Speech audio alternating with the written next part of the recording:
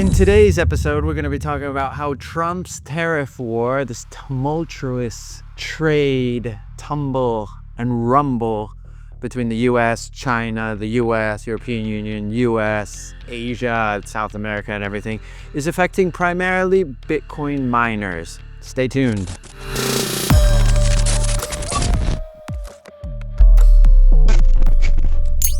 Welcome into another episode of Chain Spotting, where I read, review, analyze two of the top stories in Bitcoin, crypto, finance, and all that sort of jazz. Today, I'm going to be a bit of a narcissistic prick, and I'm going to be reading an article that I wrote because I found it interesting. Obviously, I wrote it. It's not because I wrote it that I found it interesting, but the reason that I wrote it, the topic I found interesting. This is for DL News, the outlet that I work at. So it's titled, How Trump's Trade is Hurting Bitcoin Miners. It's literally chaos every day. So that's something that Nick Hansen, the CEO of a massive American mining company called Luxor, told me. Bet you weren't expecting that one, but now that I've got you, have you heard of BitWriters, your Bitcoin-focused ghostwriting agency? They've got over 6 years experience building up blogs, newsletters, and educational email courses. Cause not your email, not your audience, not your customers. Link in the description below. Let's dive right in. Donald Trump's trade war is now putting Bitcoin miners in dire straits.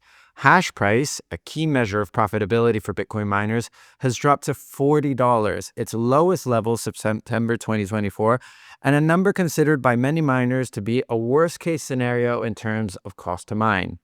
Oh my God, it's literally chaos!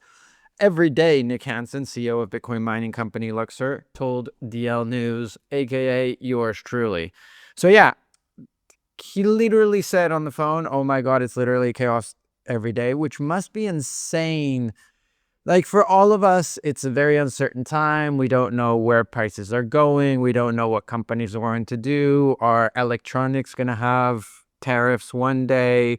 Are there going to not be any against Malaysia or Argentina or Mexico the next day? We're not entirely sure.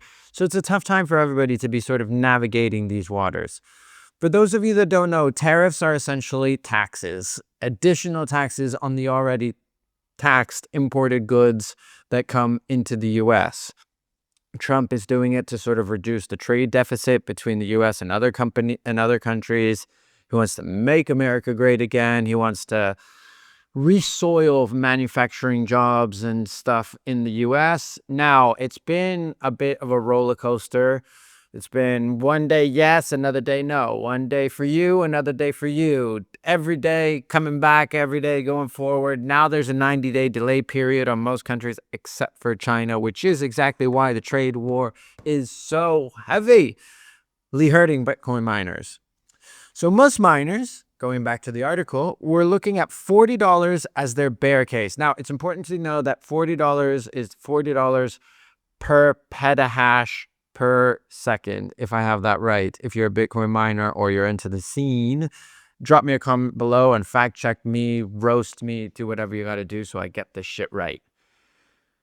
He told me that he has spoken to many mining firms and their response is, we're not sure what we're going to do. I mean, things are dire, and things are dire not just, as we're going to find out, because of Trump's trade war. There's other factors that we have to factor in. The $40 figure means many miners are at or below break even for their operations, according to the latest edition of the Miner Mag. Although the Miner Mag is actually Blocks Bridge Consulting Mining magazine. So yeah, at stake is the American Bitcoin mining industry, one that Donald Trump previously said he wanted to turbocharge. His sons, Donald Jr. and Eric, have already inked a rather complex Bitcoin mining deal. You can also read that on DL News' website.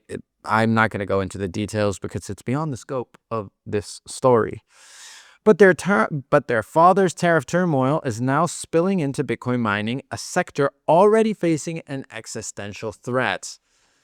People will be anti-FUD, fear, uncertainty, and doubt against the Bitcoin mining industry. I, for one, like to keep my feet on the ground and think to myself, okay, Bitcoin miners, there's issues going on there. Things are getting increasingly centralized. I know Matt Corallo, who's a Bitcoin core contributor, has called it also an existential threat.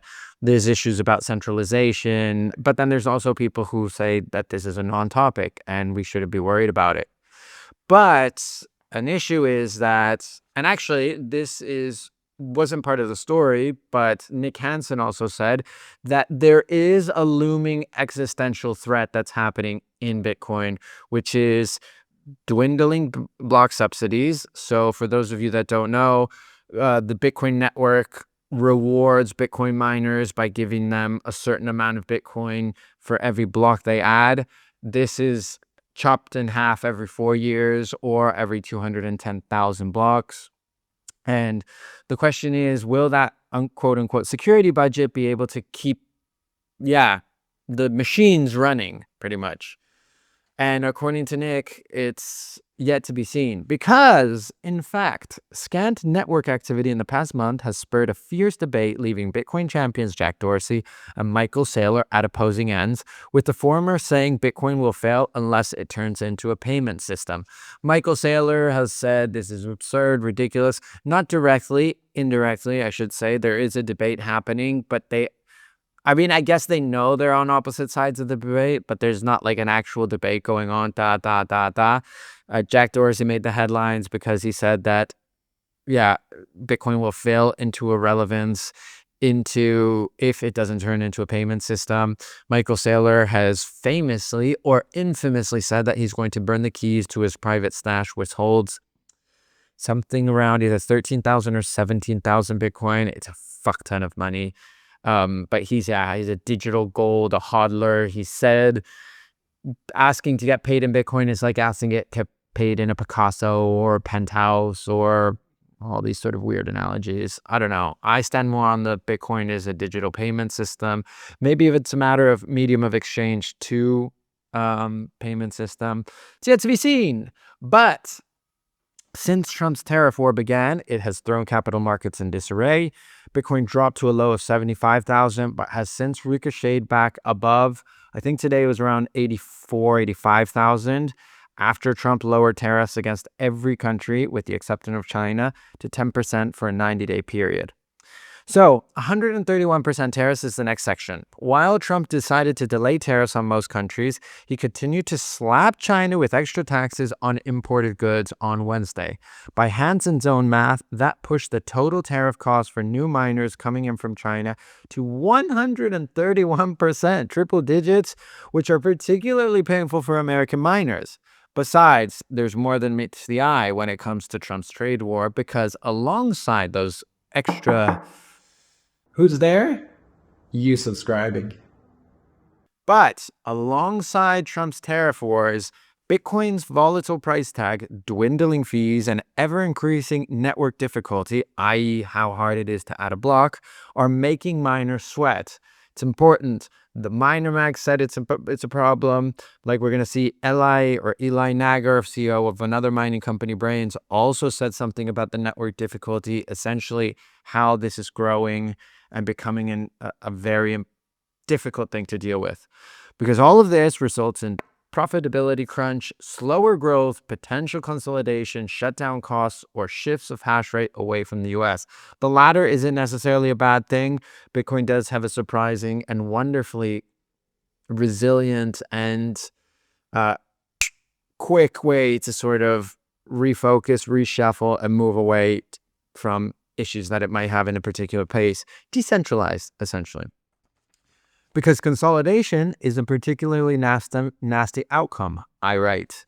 Ultimately, it means Bitcoin miners could coalesce into megaliths of the industry, concentrating hash power and ultimately threatening the network's underlying decentralization.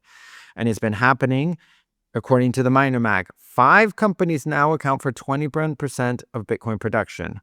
Others are diversifying revenue streams to stay competitive. Nishant Sharma of the Miner Mag told DL News. These likely include directing some energy capabilities to AI. Yet, so silver lining, according to Nick. American miners already deployed are becoming much more resilient. Resiliency is a feature, not a bug. It's becoming. And also something that he said is big American miners that are already deployed are not only becoming much more resilient, but they're becoming much more cost effective because they already deployed at a cheaper rate, which means their machines are cheaper, which means eventually if they want to get rid of some of them, they'll make money off that. And that can be directed to other sort of capital intensive capabilities and operations. So yeah, it's a tough time to be an American Bitcoin miner. There's going to be a competitive advantage to be setting up shop in other places, but Hawaii has been an important one. I know some places in the Middle East or like Middle Asia have also been growing. This is an issue primarily for American miners. I don't know how American you have to be worried about this. I think anything that sort of draws into question how strong the underlying security of the network is for any particular reason is something that we need to be paying attention to, even if it's a short-term pain that will lead to eventual long-term benefits. It's something to keep an eye on. So yeah, what do you think? Are you worried? Are you not worried? Do you support Bitcoin mining? Have you ever Bitcoin mined yourself? I ask you, beloved audience, for you to subscribe, like, and comment on this story. Thank you. I'll read you next week. Choose your news, and I'll catch up.